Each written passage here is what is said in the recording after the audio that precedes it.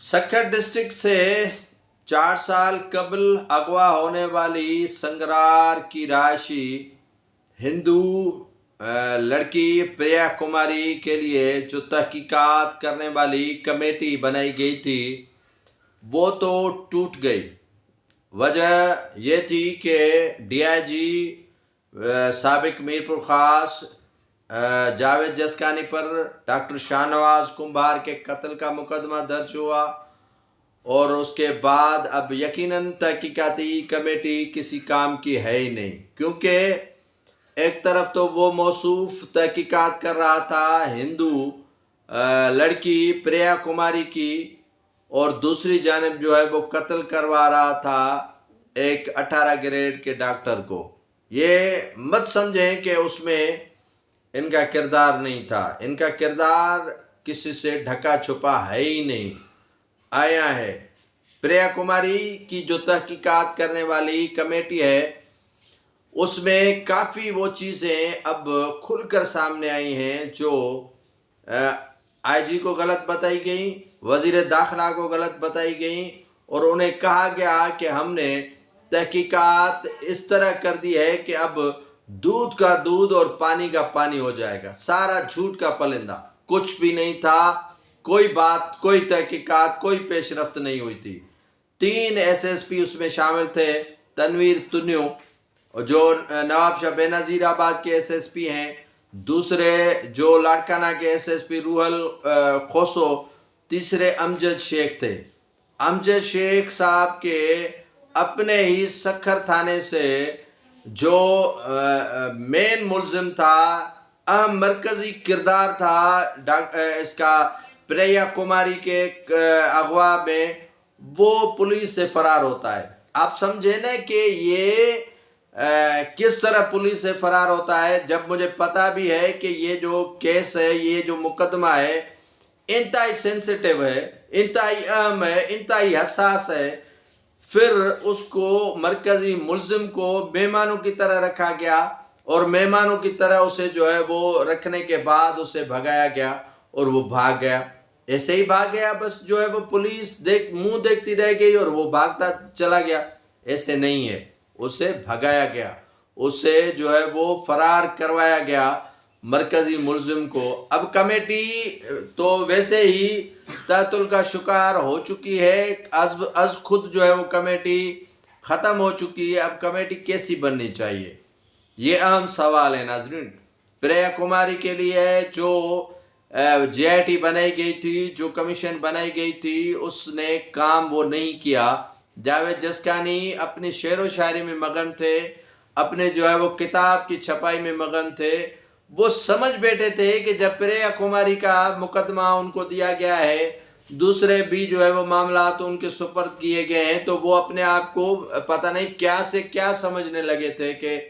شاید میرے بغیر سندھ حکومت کا پہیہ نہیں چل رہا ہے، پہیہ جام ہو رہا ہے۔ کافی عرصے کے بعد ناظرین اسے پوسٹنگ دی گئی تھی، اور وہ کافی عرصے کے بعد سندھ حکومت میں واپس بھی آئے تھے جاوید جسکانی۔ پھر سے انہوں نے وہ کارنامے دکھانا شروع کر دیے جو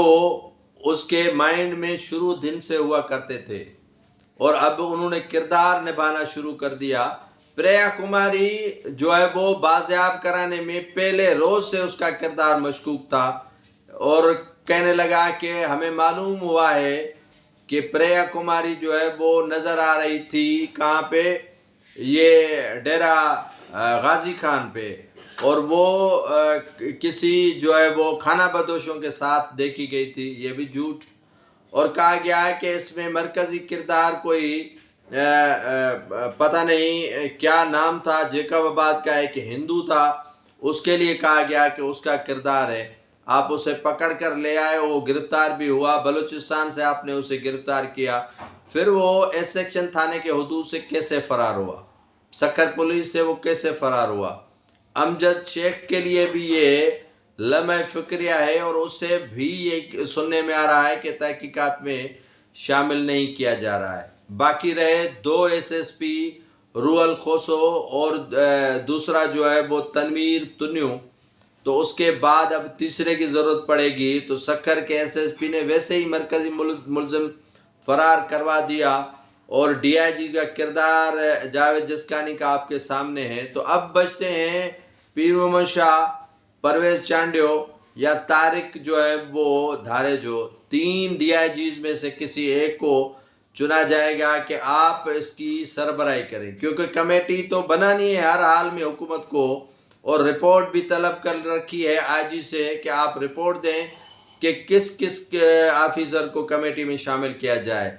تنویر عالم کہہ رہا ہوں، تنویر تنیو ہے ایس ایس پی بے نظیر آباد یعنی نواب شاہ کے، اور خوسو ہیں رول یہ لاڑکانہ کے ایس ایس پی۔ اب سکھر